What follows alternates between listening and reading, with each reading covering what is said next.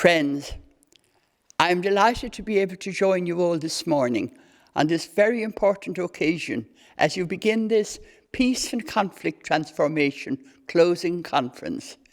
It is wonderful to have this opportunity to celebrate a project that has, I'm sure, had such a profound impact on the lives of women across communities on this island. And it is a real pleasure to have the opportunity of commending the work of the project staff, stakeholders and participants.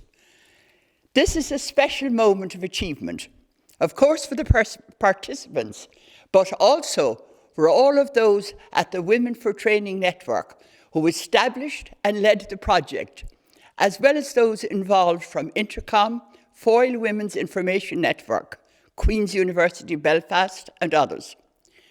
This project centres on the vital importance, issues and ideals of equality, diversity, innovation and transformation. It is a platform and a springboard for long-lasting, meaningful relationships, equipping participants with the skills needed to bring about change, both personal change and shared social change. I hope that you found it to be a great experience that was developmental and evolutionary on yourself. I'm sure it has given you an added consciousness of your dignity and authenticity in all your dealings with yourself and others. I know that the Training for Women Network continues its work through this project and through all its other endeavours in advocating for women of all backgrounds, recognising their needs and ensuring that their voices are heard. Your initiatives have sought to bring women's issues to the fore, thus ensuring that women from disadvantaged and rural areas are given sufficient support. Your efforts have helped to engage and empower women to make a meaningful contribution to post-conflict transition, reconciliation and reconstruction. The absolute importance of the role of women in the prevention of conflict and building of peace and the transformation of post-conflict society has been enshrined by the United Nations in a landmark resolution, UN 1325. This resolution recognises that the full participation of women in peace processes is critical to the maintenance and promotion of international peace and security. This is the crucial work of which the Training for Women Network and so many joining together here today have become a key part. It is so essential that work such as this, which promotes the role of women in civil and political life, continues to be supported. Women are agents for change in their families, their communities, and in their countries. This training and your being helped in developing the tools to be agents for good and for change in your society and across the region has come at a time when there is such need for leadership.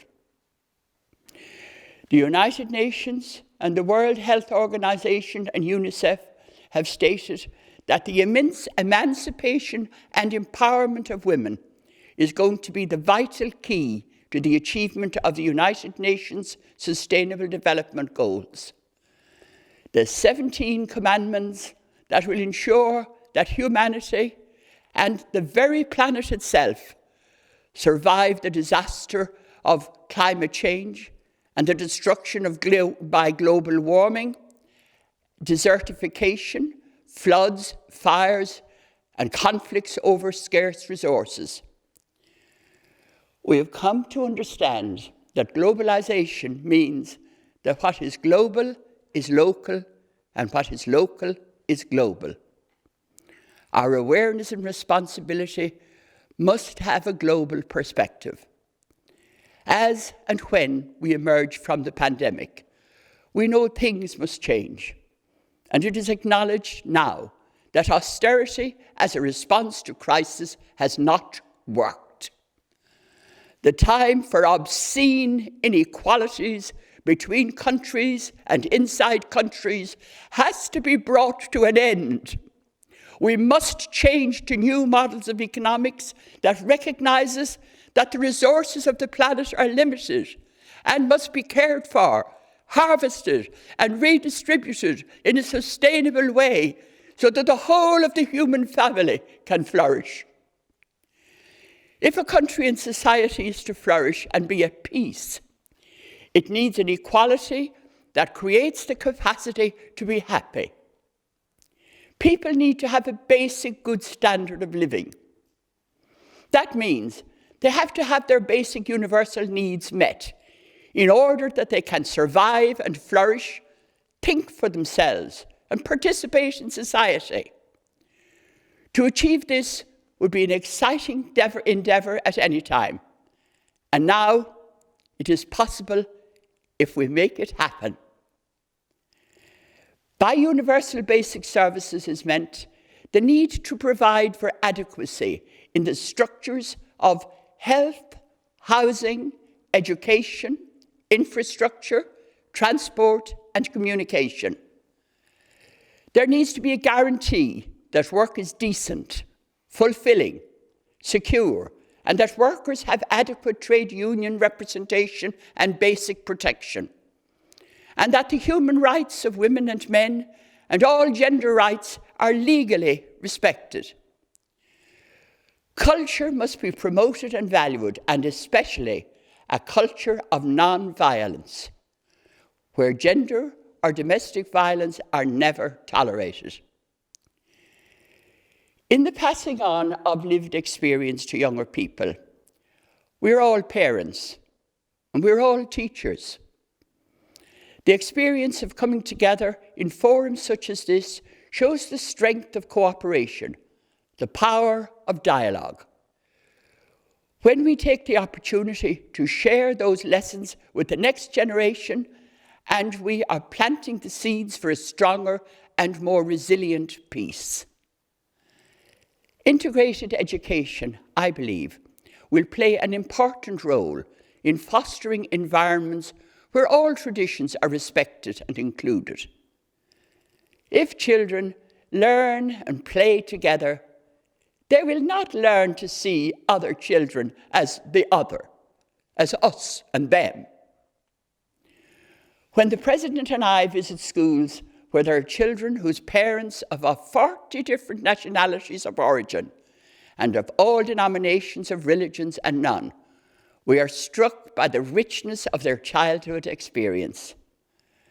They learn of the religions and cultures of all religions and all countries and celebrate a multicultural experience. The school is enriched by the addition of the arts and musical traditions of many cultures. My husband and I campaigned with many others for many years before we succeeded in getting an integrated education school in Galway. Integrated education is now the preferred choice of so many parents. I think for the people who see the value and speak out of the importance of integrated education, there is much beneficial work to be done in campaigning and lobbying for this to come about as soon as is reasonably possible. It is my dearest wish that integrated education at both primary and second level would be the norm on the whole island. If our history has taught us anything, it is that there is no match for talking to each other, getting to know those who may have different perspectives and learning together. We are motivated and energized when we are part of a joint effort of cooperation, whether it be at local or global level. Again, may I congratulate everyone involved in the PACT project today for the exceptional work you have done in fostering such positive change across communities into the future.